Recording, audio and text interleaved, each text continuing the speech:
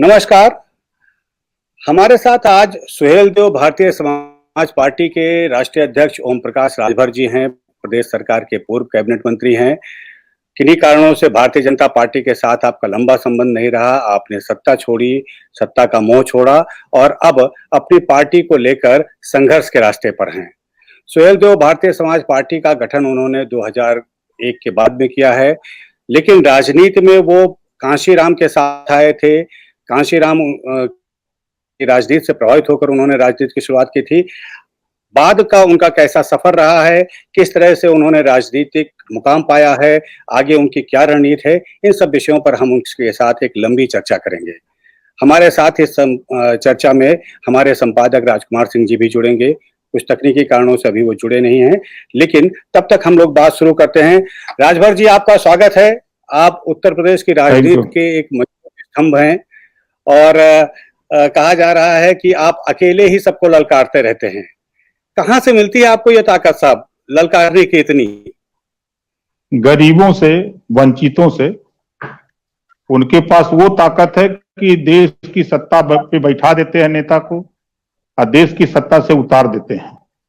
उन्हीं से ताकत मिलती है। जी जी। तो इस ताकत के दम पर आप राजनीति के बड़े बड़े धुरंधर लोगों को ललकार रहे हैं और उनके साथ समझौता भी नहीं कर रहे हैं, जबकि आपको आपके बारे में कहा जाता है कि आपको तमाम ऑफर मिल रहे हैं। ये एक ताजा-ताजा कहा जा रहा है कि आपको डिप्टी सीएम फिर से बनाए जाने की बात थी, कैबिनेट मंत्री के बाद डिप्टी सीएम का ऑफर था। क्या इसमें कितनी सच्चाई है? और अगर ऐसा माहौल है तो क्या करेंगे आप? देखिए, समाज को धोखा देने के लिए ये बीजेपी के लोग कुछ भी देने को तैयार हैं, लेकिन हम समाज को धोखा खाने नहीं देंगे। इस बार हम इनको धोखा देने की तैयारी में हैं कि ये 24 करोड़ जनता को धोखा दिए हैं, तो हम इनको खुद धोखा देने के लिए जो ये गुजराती लोग आ गए हैं, पूरे देश में कब्जा कर लिए हैं गुजराती। इन गुजरातियों को हम धोखा देने की तैयारी में हैं कि आपकी वजह से पूरा देश धोखा खा रहा है। तो उसमें हम अपनी पूरी तैयारी कर चुके हैं और उसमें 1 इंच भी हम लोग पीछे नहीं हैं। उदाहरण अगर हम आपको बतावें तो बीजेपी पहले भाजपा थी, जी। जब अटल जी थे तब भाजपा थी, भारतीय जनता पार्टी। अब जब से गुजरातियों का कब्जा हो गया है भाजपा पर, तब से ये बीजेपी हो गई है। बीजेपी के 3 फार्मूले हैं। तीनों, पहला फार्मूला है भारतीय झूठ पार्टी, दूसरा है भारतीय जुमला पार्टी, जी। तीसरा है भारतीय जुगाड़ पार्टी। तीनों का वीडियो हम आपको अभी सुना सकते हैं। जी।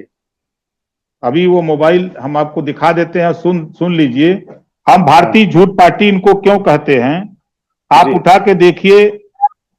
उत्तर प्रदेश का राज्यपाल गुजराती, जी। वित्त मंत्री गुजराती, गृह मंत्री गुजराती, प्रधानमंत्री गुजराती, सीबीआई का चीफ गुजराती, ईडी का चीफ गुजराती, सुप्रीम कोर्ट का चीफ गुजराती, बड़े बड़े कारपोरेट घराने सबके सब गुजराती, बड़े बड़े ठेका पट्टा करने वाले सब गुजराती, देश का रुपया लेके भागने वाले गुजराती, देश को बेचने वाले गुजराती, देश को खरीदने वाले गुजराती।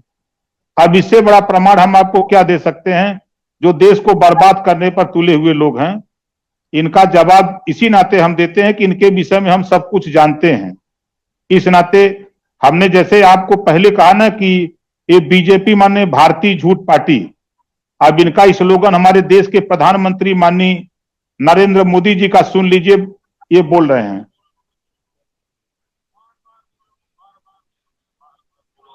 हर जगह पे बोलो और जोर जोर से बोलो, भारत में एक नहीं बोलो, झूठ बोलो, झूठ बोलो, बार बार बोलो, बार बार बोलो, बार बार बोलो, हर जगह पे बोलो और जोर जोर से बोलो, भारत में। ये भारतीय झूठ पार्टी है।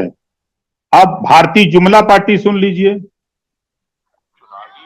तो ये जो भाजपा वाले कहेंगे कि आपने एडिट करके वीडियो बना दिया है।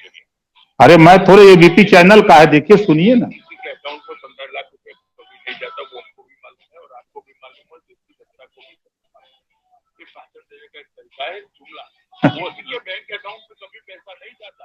अगर किसी ने ये मान के वोट दे दिया कि मेरे अकाउंट में तो 15 लाख आ रहे हैं, जैसा वो करें, ऐसा कोई नहीं मानता। आप बताइए ना, आप मानते हैं? मैं तो ये मानता हूँ कि ये चुनावी भाषण में वजन डालने के लिए बोली गई हुई बात है। गरीब भी यही समझ रहा है, मगर इनके दिमाग की गरीबी एबीपी चैनल पे गृह मंत्री का बयान है, हम नहीं इसको बनाए हैं। आप देखिए इनके जुगाड़ पार्टी का सुन लीजिए। अमित शाह जी के नेतृत्व में लगभग 500 से ज्यादा कार्यालय बनकर तैयार हो गए हैं, यह मैं आपको बताना चाहूंगा। हाँ, 400 कार्यालयों पर काम चल रहा है। ये मेरी जिम्मेवारी है और मैं आपको विश्वास दिलाता हूं कि आने वाले 2 सालों के अंदर हमारे सभी जिलों में कार्यालय बन जाएंगे। इस तरीकों को अब आपने सुन लिया तीनों नाम ना। एबीपी का एंकर पूछ रहा गृह मंत्री से, अब खुद जेपी नड्डा बयान दे रहे हैं कि 500 कार्यालय बन गए और 400 निर्माणाधीन है। तो ये कौन सी फैक्ट्री से रुपया मंगाते हैं? ये जुगाड़ अभी देखा ना, अभी 2 करोड़ की जमीन खरीदते हैं और 5 मिनट बाद 18 करोड़ में बेच देते हैं। ये जुगाड़ू लाल है लोग। 16 करोड़ 5 मिनट में झटक दिया। इसको कहते हैं जुगाड़। लेकिन वो तो ये कह रहे हैं कि जनता से जो मिला हुआ पैसा है उससे उन्होंने पार्टी का कार्यालय बना दिया। पार्टी हमेशा रहेगी, पार्टी का कार्यालय हमेशा रहेगा। तो एक दूसरे नेता ऐसा नहीं। जनता एक नाम बता दे जो जनता ने पैसा दिया हो, एक नेता का नाम गांव की जनता का बता दें। 24 करोड़ आबादी में मैं भी घूमता हूं गांव में, मैं देखता हूं ये पैसा कहां से ले आते हैं। जैसे भगवान राम के नाम पे दूसरा घोटाला है। आपने ये गंगा वहां इलाहाबाद में कुंभ नहवाए हुआ लूट लिए। ये जितना काम करते 95 विभाग है, सब में घोटाला है। अभी आपने नहीं देखा ये तो भगवान को घोटाला तो छोड़ दीजिए, संविधान में 4 जातियां हैं, पिछड़ा, दलित, पिछड़ी जाति, अनुसूचित जाति, जनजाति और सामान्य जाति। जी पिछड़ों को 27% रिजर्वेशन आरक्षण, अनुसूचित जाति जनजाति को 22.5%। ये बहुत कहते हैं कि हिंदू मुसलमान की लड़ाई का लड़ाते हैं। अब आप सोच लीजिए कि 13 नियुक्ति हुई कृषि विभाग में, बांदा में 11 ठाकुर हो गए और हिंदू कहां चले गए? या वो जो हिंदू चिल्लाते हैं, जो बाप की कमाई पर, भाई के कमाई पर गाड़ी में तेल भराते हैं, गाड़ी से चलते हैं, उनका खाते हैं।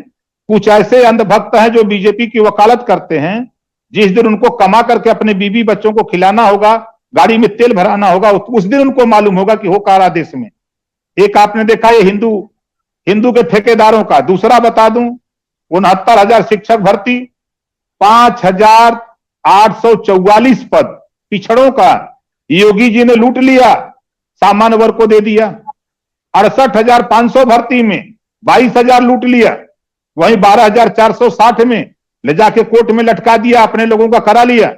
पुलिस विभाग में 2018 की भर्ती है, सामान्य वर्ग की भर्ती हो गई। ये पिछड़े लोगों का परीक्षण हो गया, मेडिकल हो गया, सब हो गया, वेटिंग में बैठाए हैं। 18 बीत गया, 19 बीत गया, 20 बीत गया, 21 आ गया। ये पिछड़ों के साथ क्या कर रहे हैं? ये पिछड़ों का वोट लेने के खाली बाजा बजा रहे हैं। तो हम भी इनका बाजा बजा रहे हैं इस बार। जी, लेकिन पिछड़ा वर्ग के लोग तो उनके साथ जुड़े हुए हैं, वो उनकी बात को सही मानते हैं। आप पिछड़ा वर्ग कल्याण के मंत्री भी रहे, आपने भी कोशिश की, लेकिन आपके साथ तो पब्लिक नहीं आई ना। उन्हीं के लोगों को वोट दिया, उन्हीं के लोग जीत के आए, तो इसका मतलब उनकी बात सही है। नहीं, देखिए, हम गांव के रहे वाला मनई है। गांव में एक जानवर होता तीतर। हाँ। मैं एक बहेलिया एक बाजार में तीतर बेच रहा था। जी। तो एक हमारे की तरह, ओम प्रकाश राजभर की तरह वो तीतर खरीदने गया। तो उस विक्रेता से पूछा कि भाई तीतर का दाम बताओ। तो कहा कौन वाला लोगे? तो कहा भाई सब तो एक ही सामान है। कहा नहीं, जो ये पिजड़े में 1 गो है और एक पिजड़े में 10 गो है। तो 10 गो जिस पिजड़े में उसकी कीमत 50 रुपया है और जो अकेले एक के पिजड़े में उसका 500 है। तो वो पूछा कि भाई उसमें क्या अंतर है? कहा आप नहीं जानते हो, ये फंसाए हुए तीतर है, इस नाते इनकी कीमत 50 रुपया है। ये जो है फंसाता है, इसको ले जाते हैं, जाल बिछाते हैं, जब ये बोलता है तो तीतर फंस जाते हैं। बहुत अच्छा। आपका तो ये कम्युनिकेशन पार्टियों ने वो सही। आप तो इसी तरीके की राजनीति आप करते रहे। अब थोड़ा अपनी राजनीति के बारे में बताएं, कैसे आपने राजनीति का रुख किया? कैसे कहते हैं कि काशीराम जी के साथ में आपकी शुरुआत हुई, तो वो थोड़ा राजनीति का वो दौर बताइए और बताइए कैसे समाज को संगठित करने में आप लगे रहे? देखिए, मैं जब आपके बीए में मैं पढ़ रहा था, उसी बीच हमारे साथ एक लालता राम लड़का हमारे साथ भी पढ़ रहा था। उसका जी। भाई इंस्पेक्टर था। जी। तो हम लोगों की ट्रेन छूट गई बनारस। ये हुआ कि कैसे चला जाए यार, अब कोई साधन नहीं। तो वो कहा कि रुका, भैया का ड्यूटी खाली हुई तो वो नहीं कि गड़िया से चल जाए। हम कहे चला ठीक बात। तो उनकी ड्यूटी छूटनी थी 7 बजे। तो उस दिन संजोग से उसी दिन रेलवे प्रेक्षागृह बनारस में कांशीराम जी की मीटिंग थी। उस मीटिंग में से उस मीटिंग में सब लोग गए, तो हम भी टाइम हो गया। वो कहा कि इंस्पेक्टर की नहीं, मीटिंग खत्म होगी तब चलेंगे। तो युवा कि चलो मीटिंग में बैठ के सुना जाए, भाई कौन नेता है देखा जाए जरा। हम लोग भी अपने मन में सोचे, तो गए। तो मान्यवर कांशीराम जी की बात को जब हम लोगों ने सुना, तो एकदम हमारा टेम्परेचर तो समझिए कि उस दिन करीब 70 डिग्री तक हो गया कि इनके साथ हमको आज ही लग जाना चाहिए, स्कूल छोड़ देना चाहिए।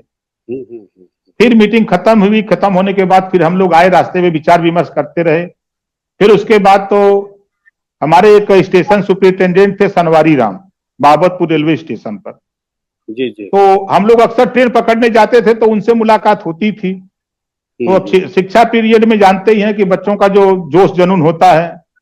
तो उनसे बात हुई, तो वो भी कुछ समझाए हमको। तो फिर उसके बाद धीरे धीरे बात, हम लोग शिक्षा पीरियड में भी कांशीराम जी की जहां जहां मीटिंगें लगने लगी जाने लगे। उसके बाद फिर हमारे एक डॉक्टर थे, एक्सपायर कर गए, मौर्या जी। तो उन्होंने मुझे एक दिन, मैं एक बच्चे के इलाज के लिए उनके डिस्पेंसरी पे गया। तो उन्होंने कहा कि यार ओम प्रकाश जी एक मीटिंग अपने गांव में करा दो। उनके कौन मीटिंग? तो जब बताया उन्होंने, तो हम यार हम तो खोज ही रहे थे कि कोई नेता मिल जाता इस पार्टी का, तो हम लोग आंदोलन चलाते। तो कहा ठीक है आज शाम को करा दो। तो हमने कहा ठीक है। तो मैं दवा वाले लेके चला गया। जब गया अपने गांव, तो गांव के पूरे गांव के लोगों को जुटाया, करीब 1200 लोगों को।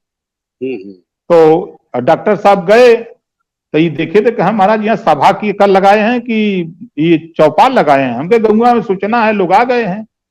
तो डॉक्टर साहब अपनी बात बताए, जो माननीय कांशीराम जी के विचार थे, जो सोच थी, उसको उन्होंने विस्तृत वहां बताया। तो लोग काफी प्रभावित हुए। तो उसी दिन उन्होंने मुझे गांव सभा का अध्यक्ष बना दिया। तो गांव सभा का अध्यक्ष बना के उन्होंने जिम्मेदारी हमको दे दिया कि अपने न्याय पंचायत के गांव में हमारी मीटिंग करा दो।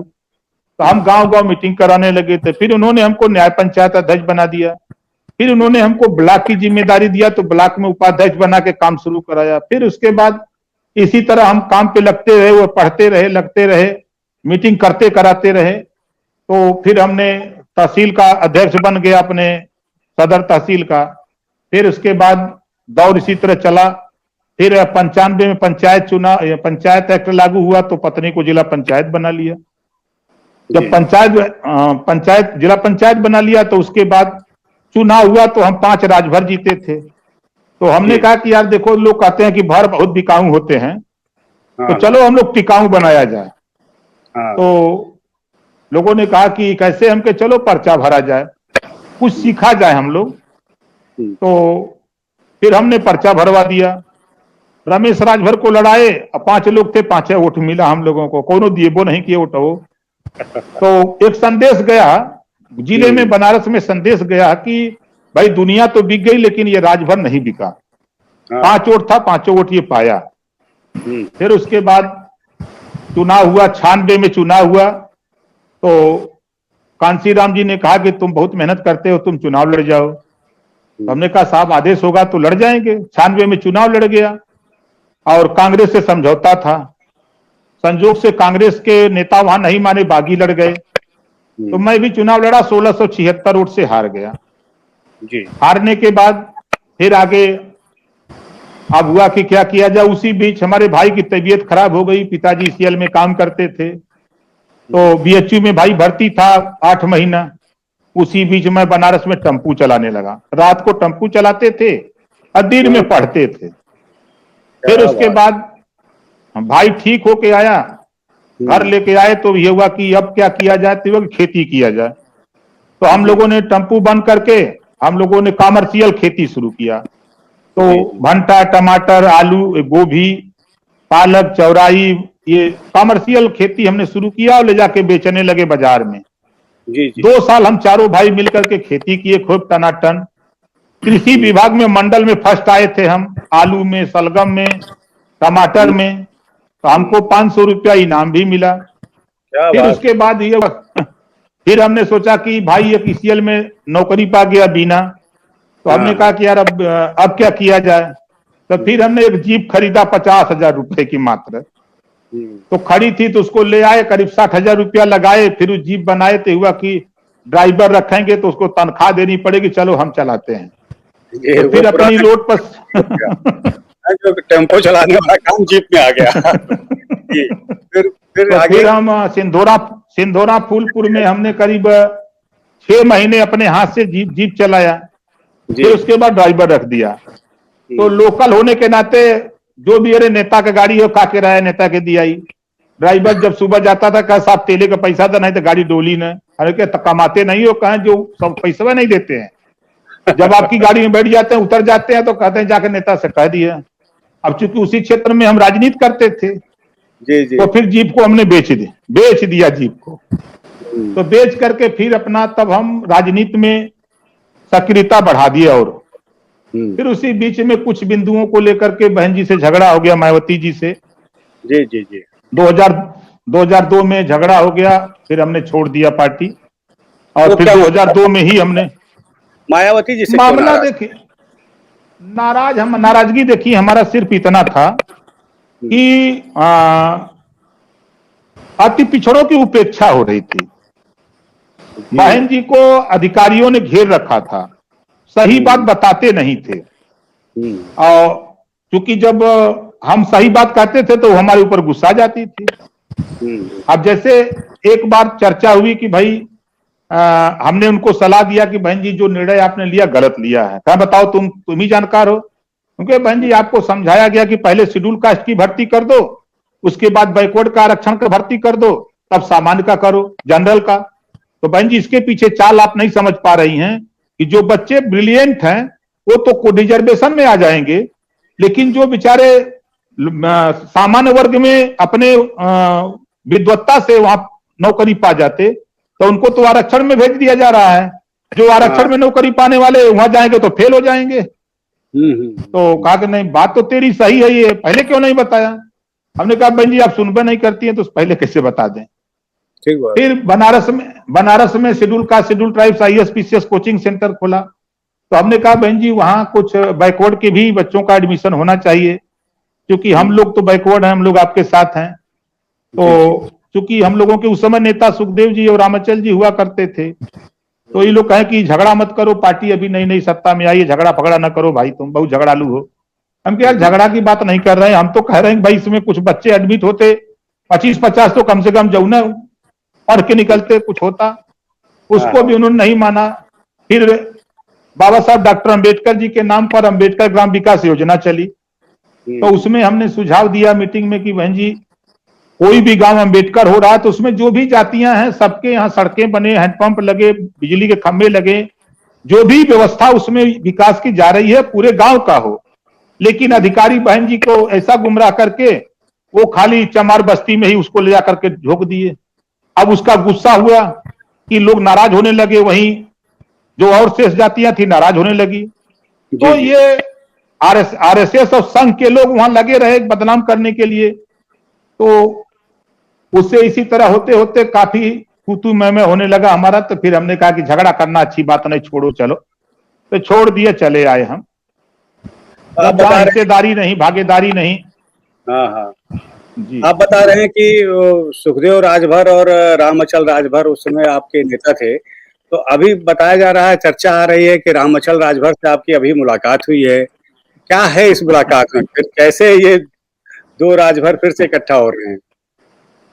देखिए मैंने देखा है 3 जून 1995 की घटना, जी। आप भी अच्छी तरह जानते हैं कि कभी जीवन में भी कोई सोच नहीं सकता था कि मायावती जी या बहुजन समाज पार्टी और समाजवादी पार्टी एक मंच पर एक साथ चुनाव लड़ेंगे। जी दोनों का 36 का आंकड़ा था, लेकिन 2019 का चुनाव दोनों लोगों ने मिलकर लड़ा। तो हमारा सुखदेव जी से, रामचल जी से कोई झगड़ा थोड़ा था। हमारा झगड़ा इस बात का था कि भाई हमारी आबादी अगर उत्तर प्रदेश में 3% है तो 3% हिस्सा के लिए आप लोग लड़ो, हम लोगों को अपने साथ लिए हो।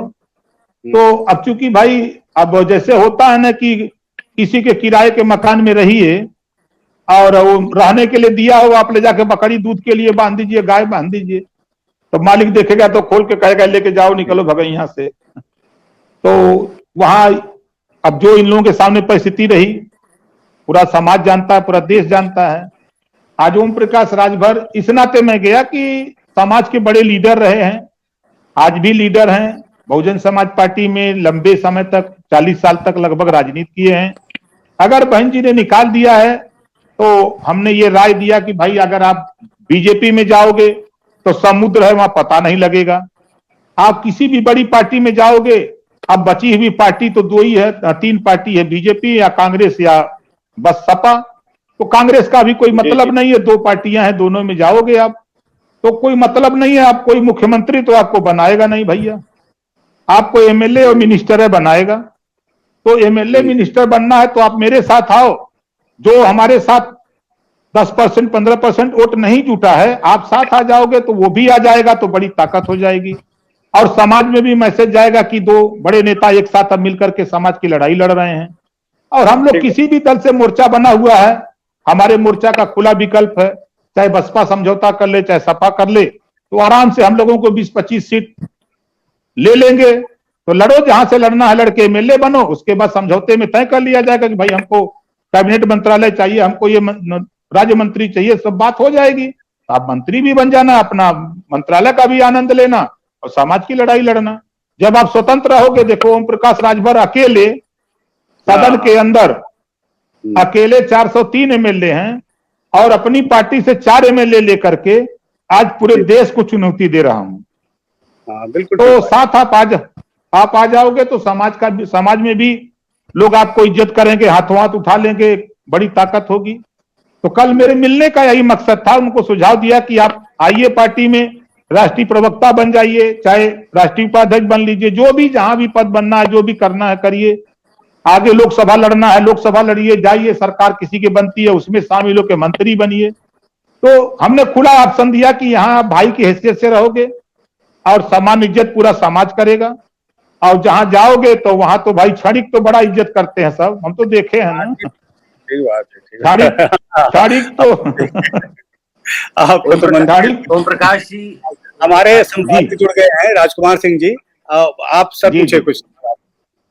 जी ओम प्रकाश जी, मैं आपको सुन रहा था और मैं बहुत प्रभावित हुआ आपके संघर्ष से, जो आपने बताया कि किस तरह से बनारस में आपने संघर्ष किया, फिर किस तरह से खेती की आपने।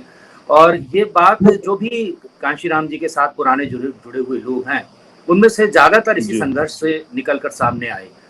लेकिन देखा ये गया कि जिस क्लास को आप प्रेजेंट करते हैं, मोस्ट बैकवर्ड क्लास के जो पिछड़ी जातियां हैं, कि जब ये लोग सत्ता में आ जाते हैं, शुरुआत बहुत संघर्ष से की, लेकिन जब सत्ता में आ जाते हैं तो एक मंत्री पद के लिए या एक विधायक के लिए इन लोगों ने, आपकी बात नहीं कर रहा हूँ, आप भी उसमें शामिल है, बीजेपी में आप भी मंत्री बने थे, तो वो जब एक सत्ता में आने के लिए बहुत छोटी छोटी बातों से समझौता करते हैं, और इससे पूरे जो आपके जो संघर्ष है किया है आपने, या जिस समाज के लिए आप संघर्ष कर रहे हैं, वो अपने को कहीं ठगा सा महसूस करता। मैं आपको पूरा सुनने के बाद अभी ये सवाल करना चाहता हूँ कि अब आगे क्या आप फिर किसी ऐसे बड़े दल के साथ मिल जाएंगे चुनाव के बाद, चाहे वो बीजेपी हो, सपा हो, या जो भी कांग्रेस हो, और फिर से कुछ मंत्री पद, 1-2 कुछ टिकट, क्या ये संघर्ष फिर से वहीं पर आके रुक जाएगा? देखिए, इस समय हमारा लक्ष्य है बीजेपी को उत्तर प्रदेश से हटाना। और उत्तर प्रदेश से हटाने के लिए हमने जो मोर्चा बनाया है, आज भी हमारे मोर्चे के पास 50,000, 40,000, 50,000, 60,000 वोट है, हम इसको मानते हैं। लेकिन अभी हम उस स्थिति में नहीं है कि बीजेपी को हटा दें। ऐसी स्थिति में बीजेपी को उत्तर प्रदेश से और भारत के संविधान को बचाने के लिए और पिछड़े दलित का जो हिस्सा लूटा जा रहा है उसको बचाने के लिए, और जो यहाँ भाईचारा जो खत्म हो गया है उसको बरकरार रखने के लिए हम सपा और बसपा दोनों हमारे विचारों से अगर सहमत हो, उसमें से कोई भी आदमी हमारे साथ आ सकता है, हम उसका स्वागत करते हैं। हमारा पहला लक्ष्य यही है कि पहले हमने देखा है कि जैसे कोई बाढ़ आ जाती है तो बाढ़ में कोई टीला या कोई पेड़ होता है, तो उसी टीले या पेड़ पर सांप भी रहता है, नेवला भी रहता है, बकुला भी रहते हैं, मतलब सभी जानवर उसी पर रहते हैं, एक दूसरे के दुश्मन, और तब तक वो एक दूसरे को वार नहीं करते हैं जब तक कि वो पानी खत्म हो जाता है। फिर वो लौट करके अपने अपने घोंसले में जाते हैं। फिर अपने घोंसले से जब निकलते हैं तब सांप फुफकारता है कि चूहा कहाँ है, गिलहरी कहाँ है।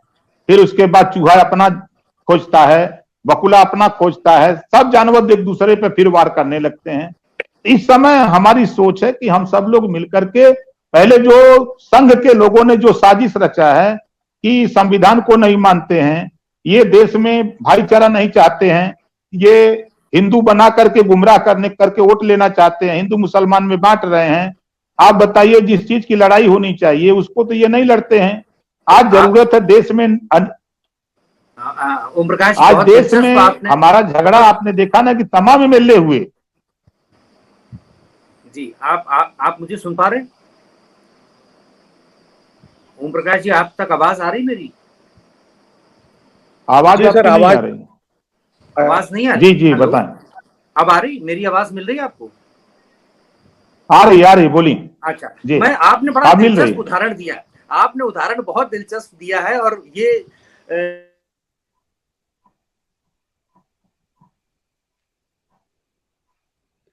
हेलो, अभी जी हाँ आ रही है। आपने बड़ा दिलचस्प उदाहरण दिया कि जब बाढ़ आती है तो एक पेड़ पर सभी तरह तरह के जीव इकट्ठे हो जाते हैं, भले उनमें आपसी दुश्मनी, उसमें सांप भी है, नेवला भी है, उसमें चूहा भी है।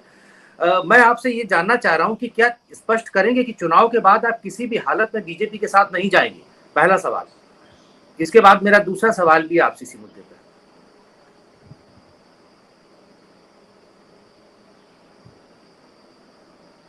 हेलो, आवाज आ रही है आपको? आवाज आपकी क्लियर नहीं आ रही है। मैं ये जानना चाह रहा हूं कि चुनाव के बाद आप भाजपा के साथ नहीं जाएंगे, ये बिल्कुल साफ है या पहले?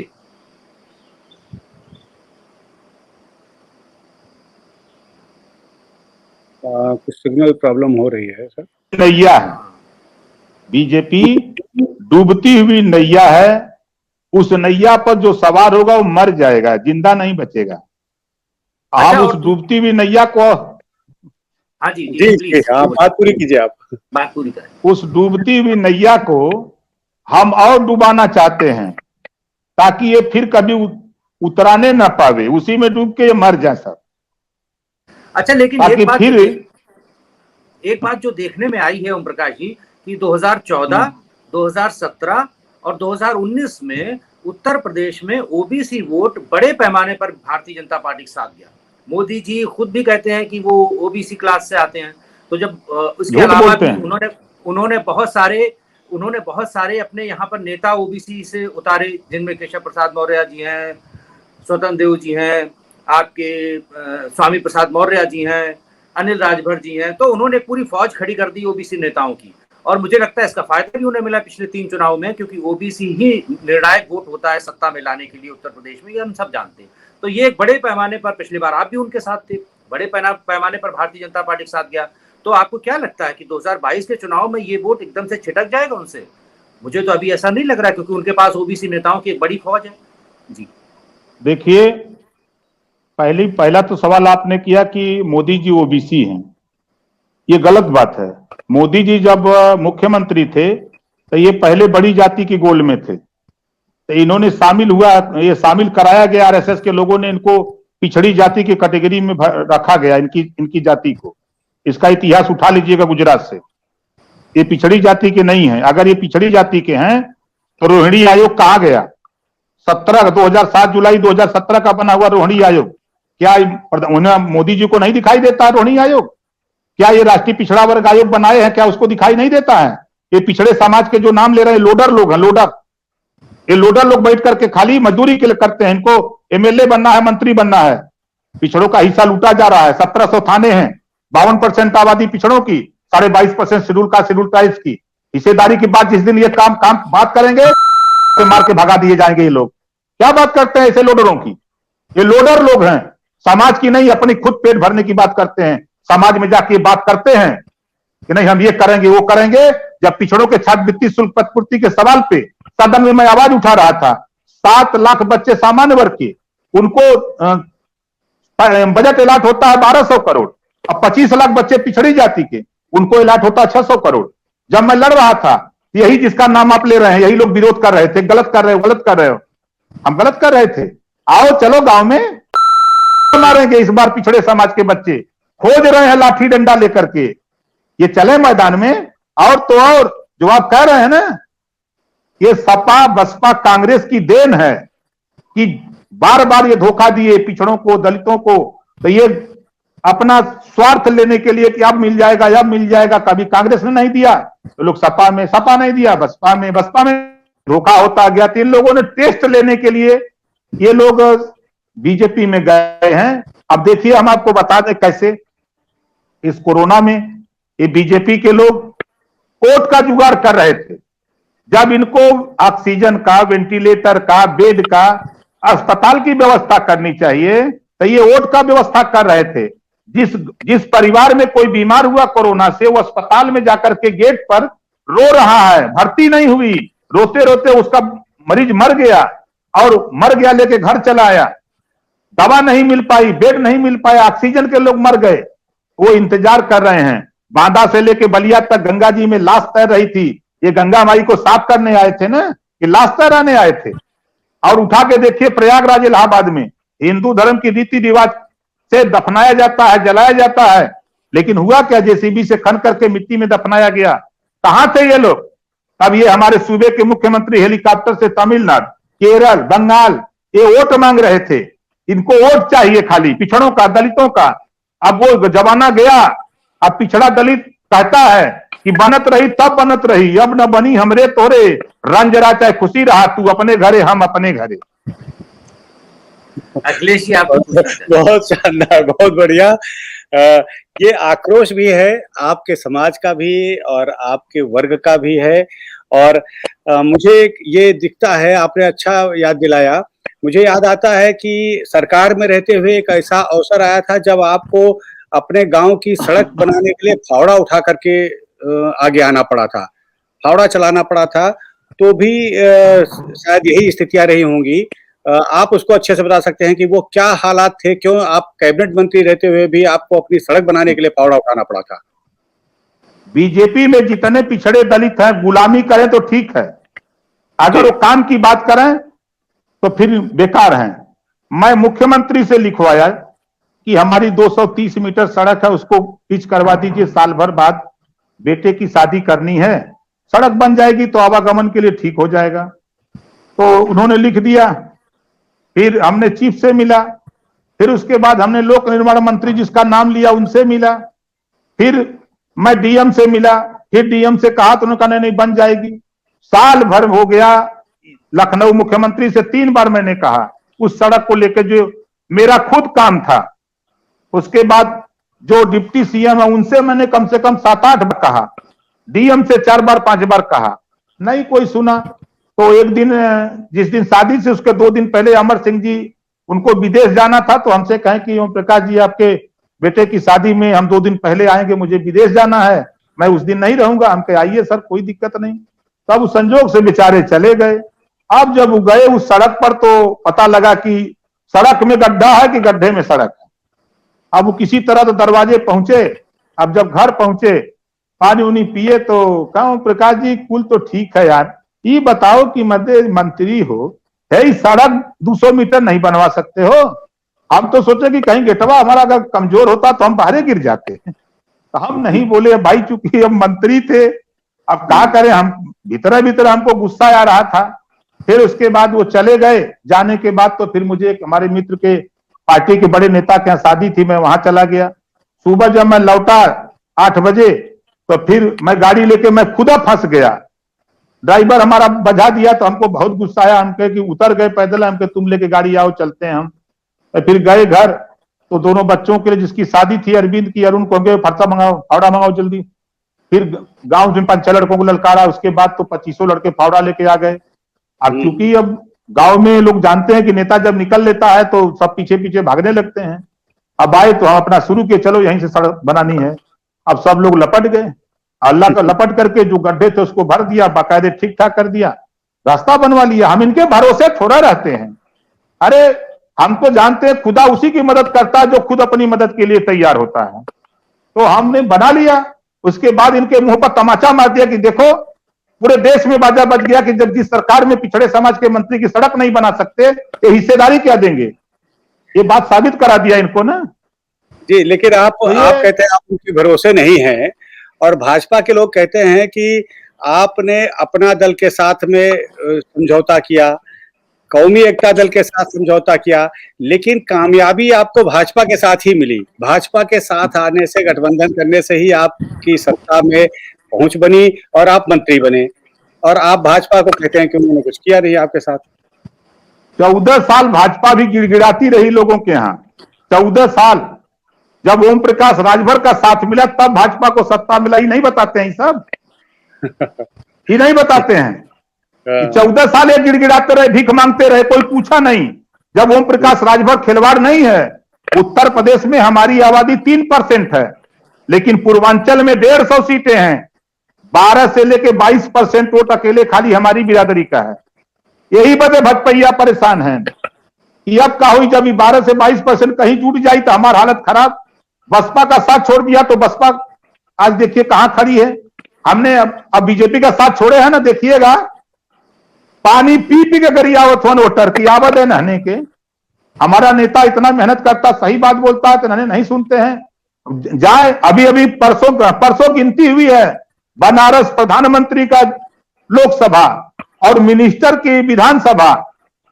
और जानते हैं जिला पंचायत के एक उपचुनाव हुआ था, 4200 वोट समाजवादी पार्टी पाई, 1860 वोट हम पाए और 1400 वोट पाई थी बीजेपी। यही है इनका चेहरा।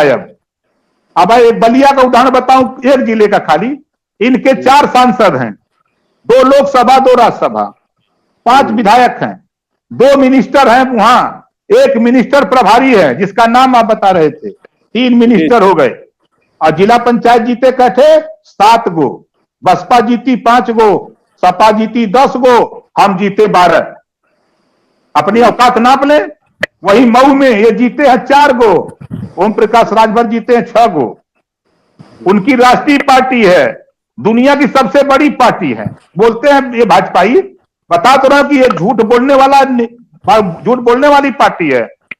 ये झूठ बोलते हैं इतने तगड़ा ना कि 14 साल कहां थे, कोई पूछत ना रहा, कोई पानी के नहीं पूछत रहा। जब ओम प्रकाश राजभर खड़ा हुआ तब इनको लोग रसगुल्ला खिलाने लगे। घबराओ नहीं, वो रसगुल्ला छोड़ लूंगा, आने दीजिए 22 के चुनाव। अब तो हमने कमर कस लिया है। अभी अनिल राजभर जो भाजपा के मंत्री हैं, कैबिनेट मंत्री, उन्होंने बड़ी मतलब खराब बात आपके लिए कही है।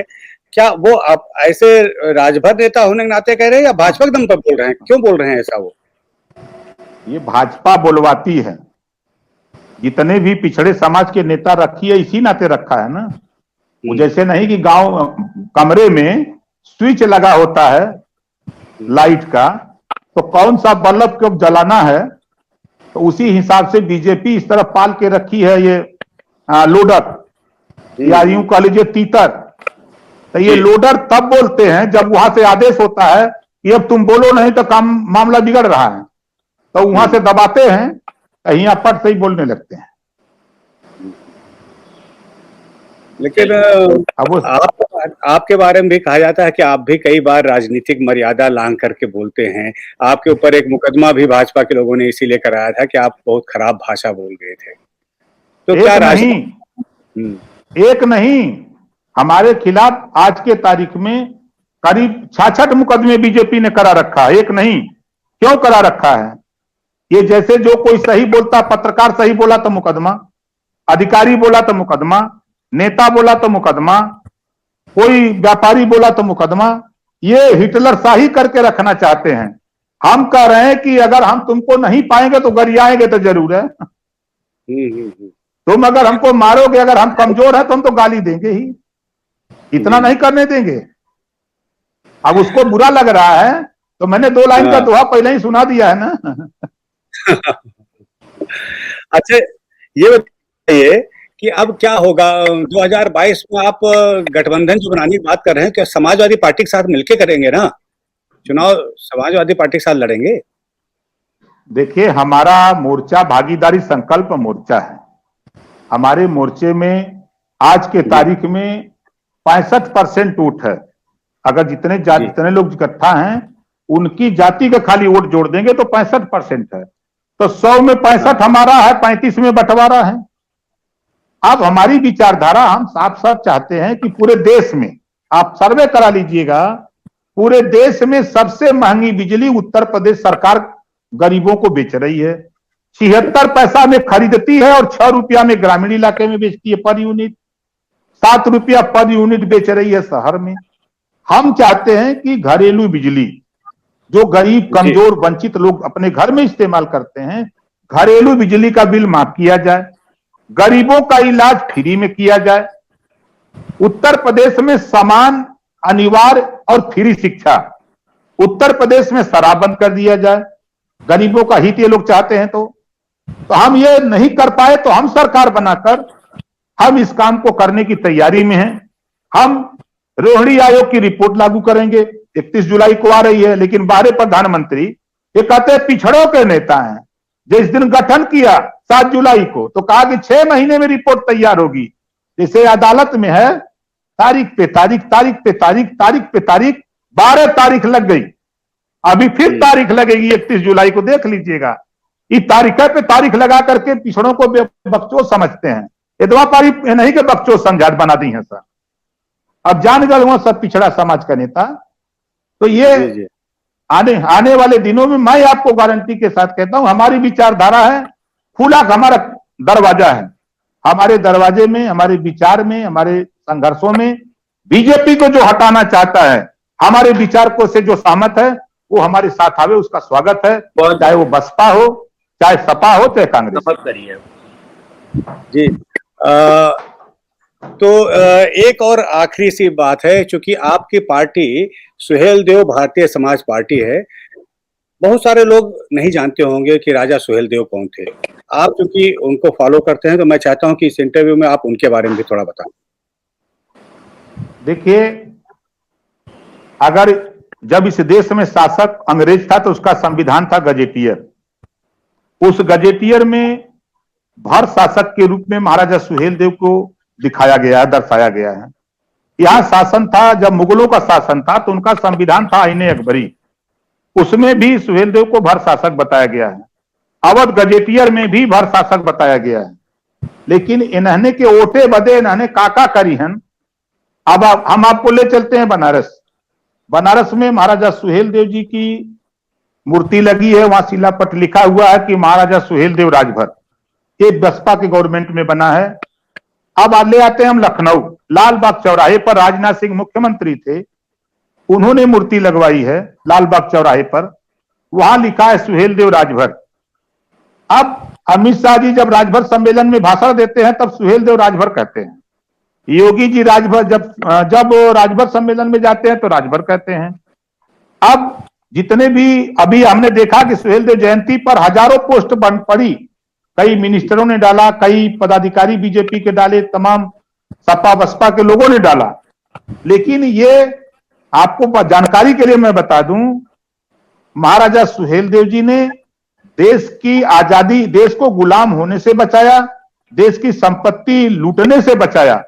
और जब इन्होंने उस आतताई को मारा, मारने के बाद 150 साल तक भारत पर कोई आंख नहीं दिखाया।